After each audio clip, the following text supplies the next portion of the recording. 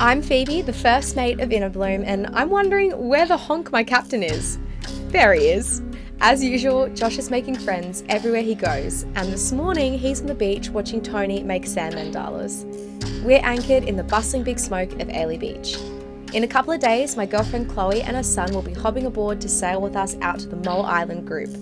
But right now, we have a leaky hatch that needs replacing, and with the steelwork we have ahead of us, we feel pretty grateful to be in a generous community like that of the seafarers. So hop aboard, make sure to subscribe if you're new here, and let's do some boat work.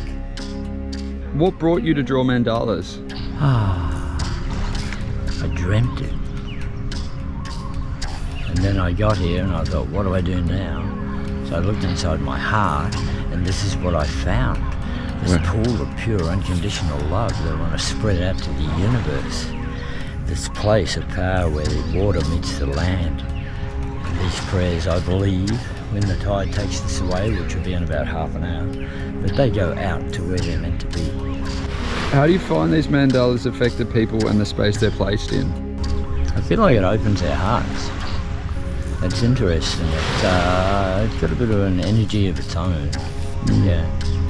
Beautiful. And it feels magnified sometimes, yeah. Thanks, Tony. A beautiful day. So, cheers to you.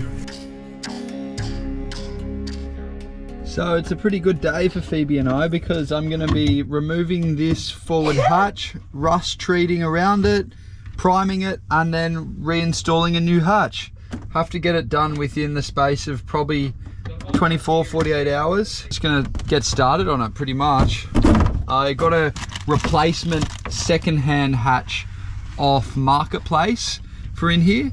It's the right specs. It's a Maxwell hatch. I'm very, very excited to get it in. Taking the surround off, what's involved now is removing the nuts and bolts that are holding that hatch face in, lifting it out, seeing what sort of rust exists around there, hitting it back with the Turku rotating blaster. Finally going to give that number a go. I'm really, really excited to try this out. Saves any grinding, which is awesome. And then I'll just hit that with acetone primer and get it all happening. So this is our brand new second-hand hatch, but that's all completely corroded away now. So there's a hole where the hinge used to be. I can't reuse this for anything, so this is all, well, I mean, I could use it for the other thing. I'll just strip what's worth keeping off it because we still have got one hatch like this, but get rid of the rest. Oh, I'm proud of you, Josh, actually throwing things away. Look at you go. Well, on a boat pushing 40, there are plenty of tide systems that could do with a freshener.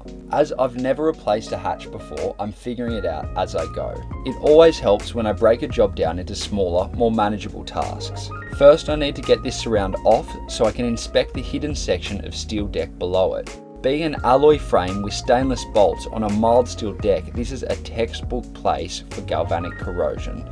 This results in accelerated rust. Considering that this could well be over 20 years old, only 6 years my junior, I always pay attention to the way it's been installed. This, I've found, is a double-edged sword. I've come to realise as yes, it's important to know how it came apart so I know how to put it back together, but I find myself often trapped in a prison of past methods and not looking for a way to improve upon the initial job. This is something that me and my counsellor Innerbloom are working on. From what we could see, disassembling this existing install, the hatch was secured to the deck using countersunk bolts passing through an oversized hole and secured with nuts on the underside of the deck. The hatch had a gasket stuck on the underside of the surround to form the waterproofing component, which is a vital part of the installation, as man, it gets wet up there on a windward passage. Say hello to my little friend. This is a rubberized disc fitted with tungsten carbide bits to smash away any rust, exposing bright steel. I'm just dying to see if the new hatch fixing holes will match up with the old holes, which will shorten this job to an afternoon rather than a 2-day exercise. A quick test fit has shown that I'll be making new holes to mount this bad boy. Being a sucker for doing a job right, that means that I'll need to fill these old holes, and what better way to do it than a bit of weld. Now, this is not an endorsed promotion, but it's always good to know for your own projects. This Turku rotating blaster comes in single, double, and triple blade formation, making it versatile for any size project. We're moving the boat. I'm not naked. We're moving the boat because we're gonna raft up next to another vessel. Jordy is a shipwright, and his father, what's his dad's name? And his father Mark is a boilermaker. Anyway, he's gonna do some welding for us, which is so awesome. He's gonna be filling up the old screw holes from our old hatch so we can install the new one. Well, hopefully we're gonna do that by today because my friend Chloe and her son is flying into Airlie Beach tomorrow, so it'd be ideal to have that hatch sorted for when we embark on our next passage. That's where they're sleeping. And that's also where they're sleeping. In the V-berth, not on the hatch. It's such a gorgeous day. Feels like we've got a little bit more wind now. All the boats that were racing have started to head back in on their way to Hamo for the next week of racing. Yeah, a bit sad really. Perfect conditions to be out of the reef or out of the islands, but not for racing. And we've left our anchor alarm on so we can try and anchor back in that spot because it's really nice. You liking your log, Sonia? She's been on this log for the past 3 weeks. And we just, at the end of the day, she crawls inside, we move it inside, and then in the start of the day we put it back out here so she can be in the sun. You're loving it, aren't ya?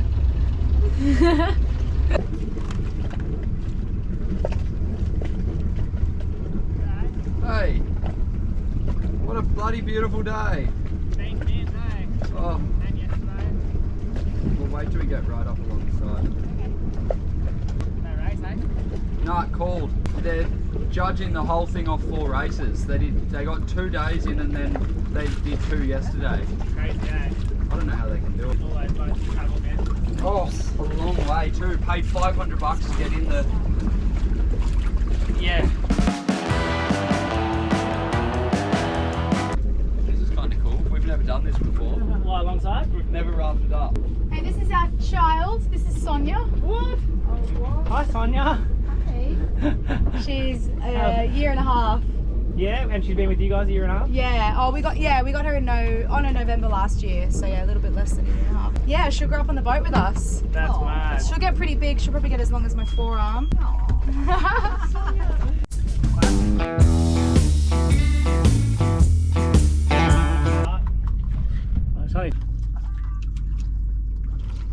Wow, that's huge. It looks so much like a shark. It's that big. Oh wow, you're stunning. What are you doing here?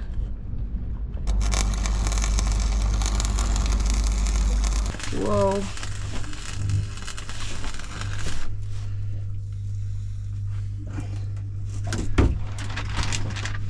Catching fireflies. I love catching them in my mouth, like this.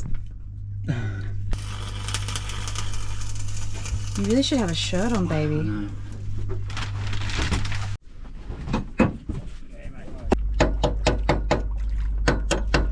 Now that all our old bolt holes have been filled with weld, it's time for us to cast away from our mothership. We're always up for trying something new and learning a new trick in the process. Jordy suggested to let our boat fall away from theirs whilst controlled by a tether secured to our bow, and this should deliver us to a mooring behind us. I jumped in the tender, so if it doesn't go right, at least I'm not going down with the ship.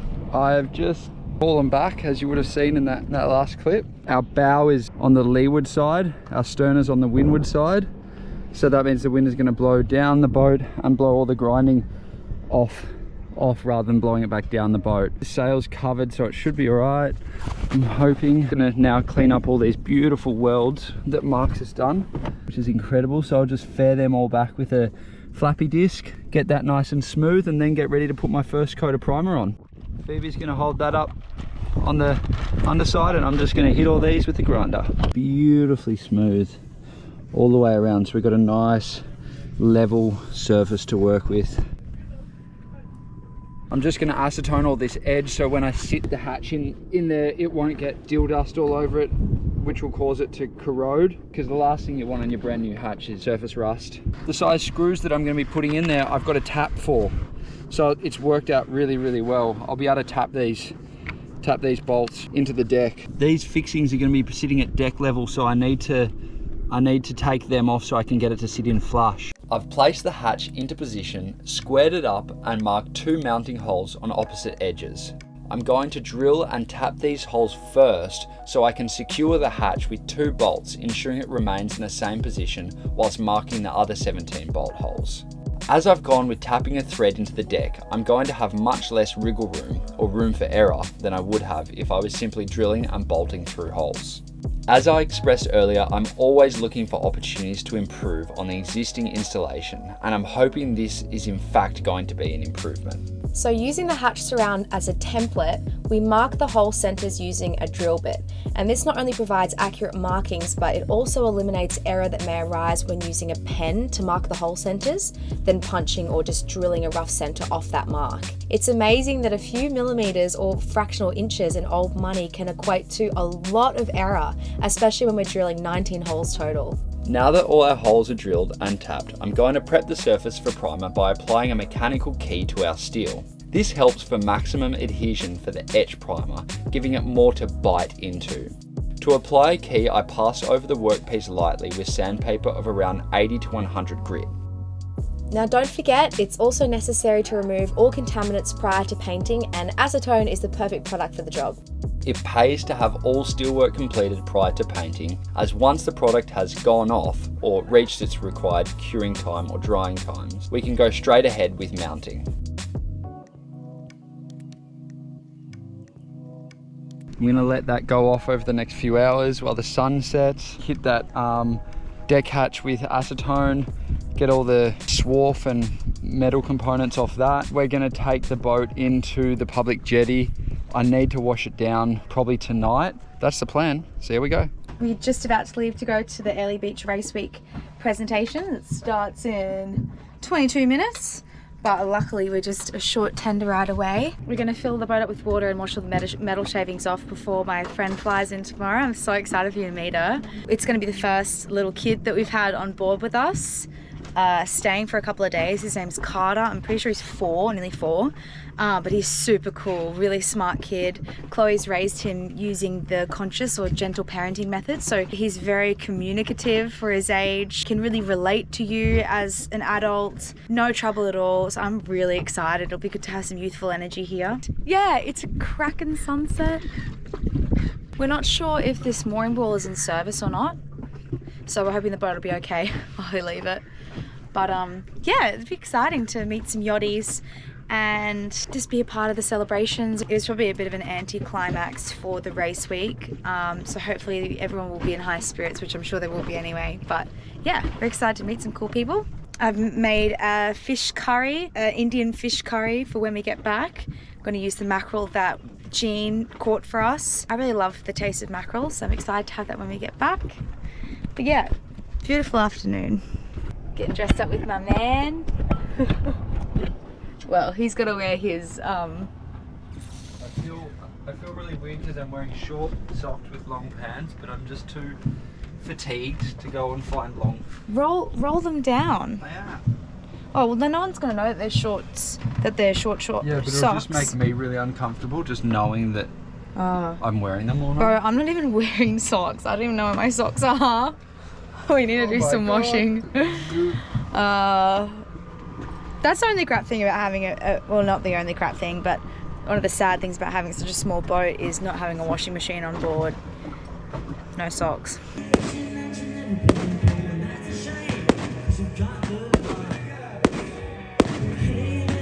Hello there. Came back in and I put the boat on the public dock and was planning to clean all the boat off, but I was like, I'll just do it in the morning. Guess what happened overnight? It rusted.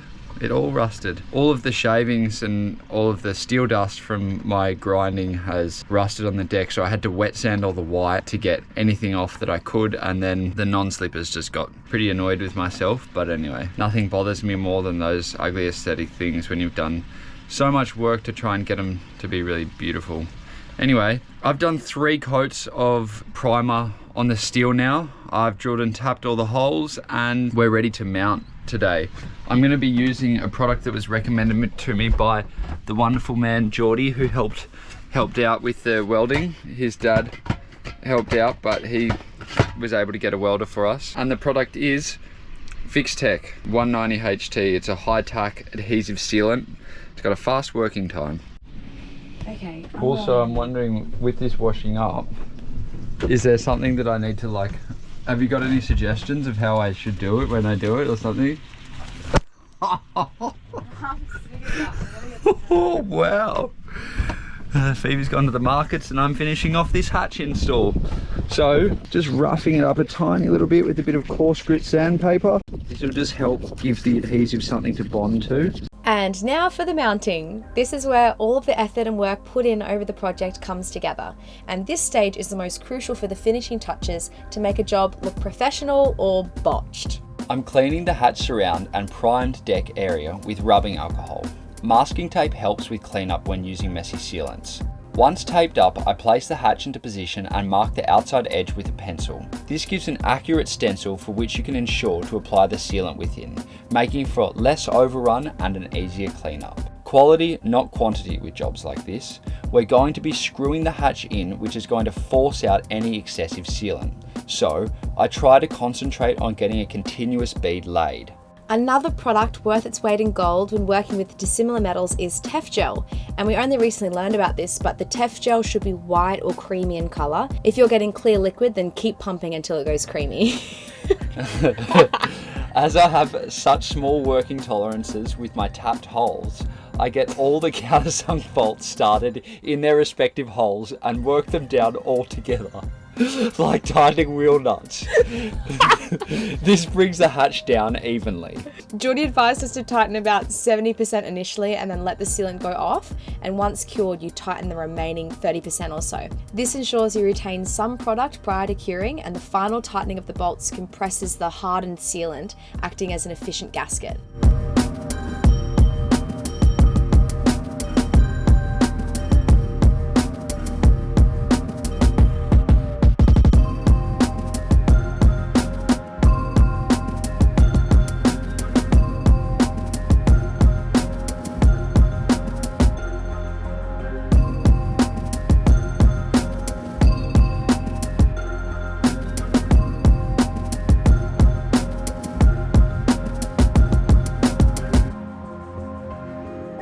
Now the boat work's done, it's time to have some fun on the Moa Islands, and we'll see you next week for that.